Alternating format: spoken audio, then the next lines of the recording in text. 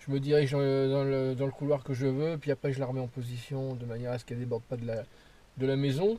Ça peut se faire, mais il faudrait que j'élague. J'ai une branche qui risque de me gêner. Mais bon, c'est de très bonnes antennes, hein, une 3 éléments. Dès qu'on l'a montée, moi et Sébastien, 1,1 dross. Elle est restée accordée comme elle était.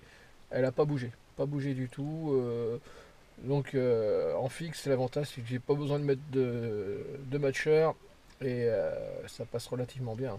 C'est parce que pour le moment j'ai pas eu l'occasion de la tester dans cette direction, j'ai personne pratiquement. Mais quand la propagation va se faire sentir, je pense que ça devrait bien cartonner en direction de la Norvège, tout ça par là-bas. Oui, il y a un opérateur sur Boulogne-sur-Mer qui va certainement m'entendre. Ouais.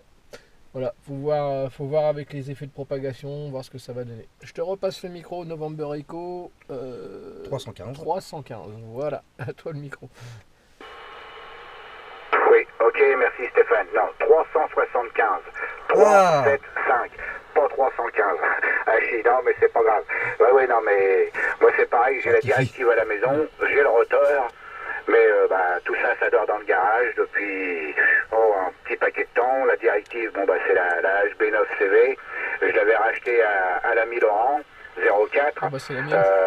quand il avait monté sa Delta Loop. Et moi j'avais récupéré la HB9CV et puis ils ont fait des travaux là où j'habite, hein, dans ma côte.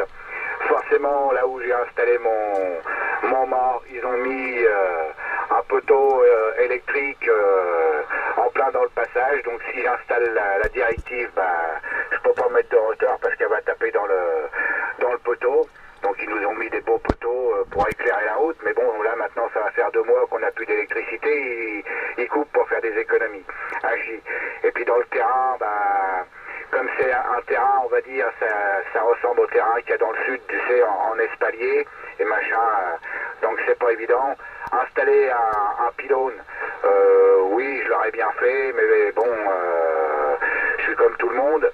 Les moyens sont relativement restreints depuis que je ne bosse plus, donc voilà, tant pis, la directive, le jour où quelqu'un est intéressé, où je la vendrai, où je ferai du troc, on verra en fonction d'eux, et puis je vais rester qu'avec la Gear Master.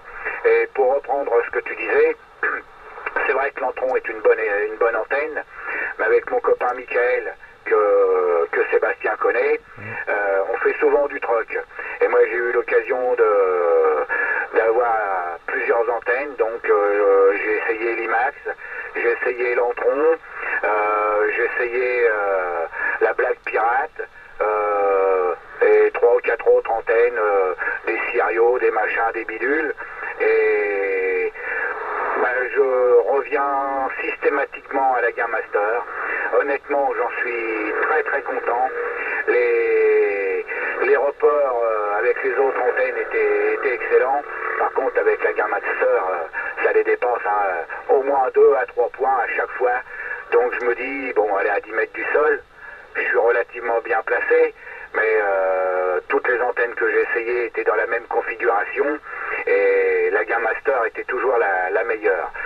Bon, c'est peut-être aussi l'endroit où je me trouve qui fait que à un Non, c'est pas autre pareil. endroit, Là, une c'est le autre feu antenne rouge. aurait peut-être été C'est le feu meilleure, mais je électrique. sais que pour moi, là où je suis situé, c'est la Gear Master et voilà, j'en changerai pas. J'en suis même très content parce que maintenant ça va faire 5 ans que je l'ai au moins. J'ai eu des rafales de vent jusqu'à 130 parce on a un appareil dehors là qui tourne et qui nous donne la vitesse des vents. Non, je raconte des bêtises, jusqu'à 120 km/h. Les rafales de vent, il y a 2 ou 3 ans, l'antenne n'a pas bougé. Hein. Bon, elle a dansé un petit peu la samba, mais elle n'a pas bougé. Et bon, ils préconisent la haut-banée à l'avant-dernier élément. Moi, je ne l'ai pas fait. Je l'ai laissé tel quel. Et je te dis, ça n'a pas C'est bougé. magnifique. Bon, par contre, j'ai respecté Ouais. scrupuleusement les consignes de montage. Pour éviter la casse, tu as des consignes de montage, des cotes à respecter. Bon, si tu ne respectes pas, c'est sûr que l'antenne, elle est moins solide. Donc j'ai respecté systématiquement les cotes. Et en plus, avant de la monter, j'ai vidé sur l'antenne une bombe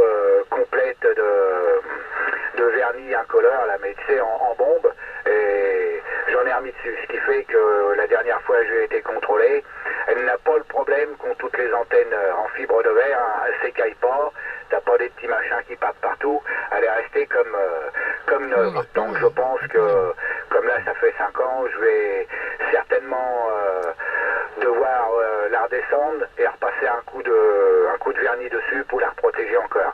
Et je te dis, c'est une excellente antenne. Et puis, j'en suis très très très content. Voilà Stéphane, 14 novembre Echo 375, 14 novembre Echo 161.